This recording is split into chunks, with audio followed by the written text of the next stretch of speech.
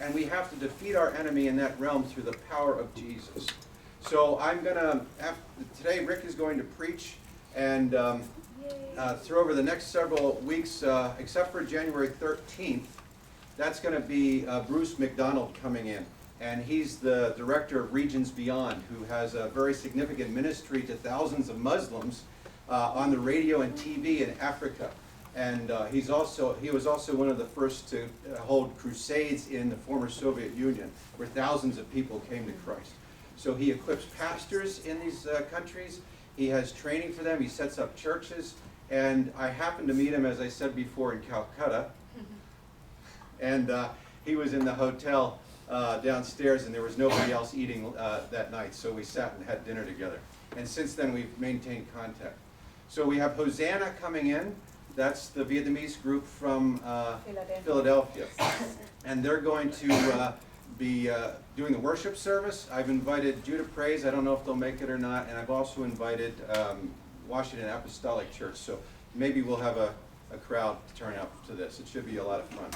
A lot of fun. It'll be a blessing.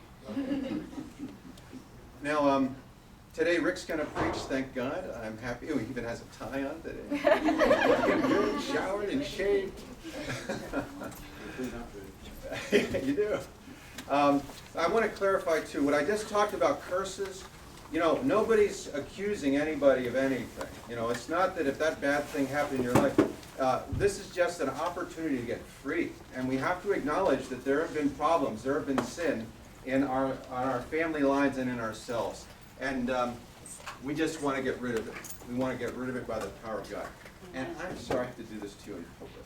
I apologize to you for some pushiness I put on you a while ago, summer night. Oh, it's just haunted me. And so please accept my apology. I really sincerely mean that. Yes, which is why I was repenting earlier today. So anyway, there's power in the blood. There's power in the blood. We've seen some amazing things happen. It was awesome out on Christmas when we went to the homeless. The kids are just amazing, you guys. They're awesome. They're praying. We're having circles with homeless men, and the kids are praying, and I'm praying, and your son Christopher is just really grown. You know about Kevin already, but you're really maturing, Christopher, and God's really starting to use you, and it's just a sincere heart that is going to lead to a further blessing in how you minister to people. But you can imagine the impact of these drug addicts, they got every problem you can name, they're demonized, whatever.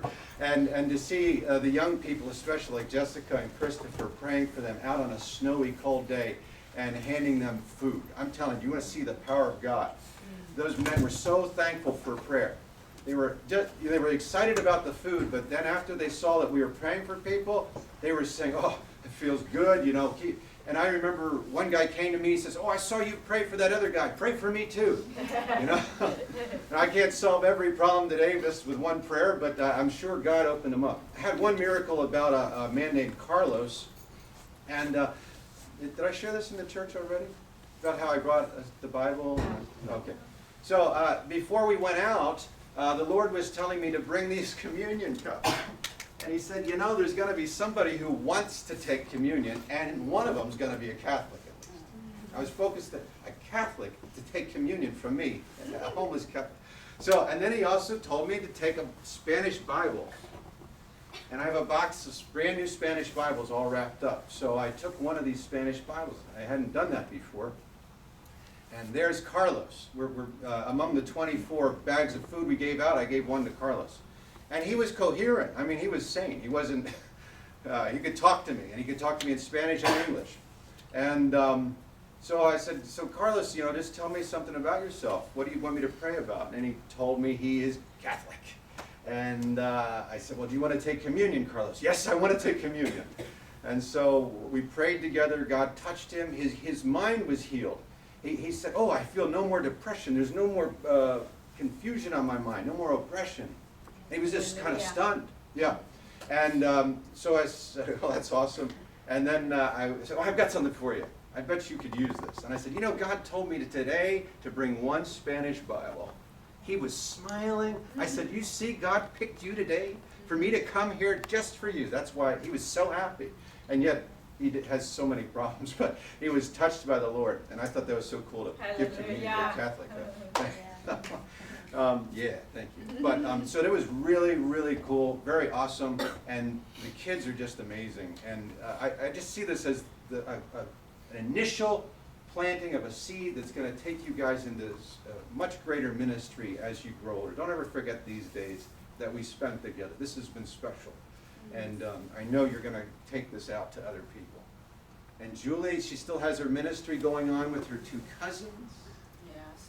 They don't live in her house. They can't go to church. She's praying with them over the telephone. And now what did they tell you, Julie? You told me a story about how you knew their faith was still strong. There was last week, there was my friend's neighborhood power went out, and then I texted my cousins that, is your power still on? And they're like, yeah, why? I was like, oh, people in the area, their power's out. They're like, oh, should we pray for them? What do we do? And then, yeah. But they knew the first answer was prayer. And all they have is Julie. That's their connection to God. They're very young. They're very young. How old, honey? 9 and 8 and 8 and 11. Yeah. Wow. Okay, so we have a special guest today.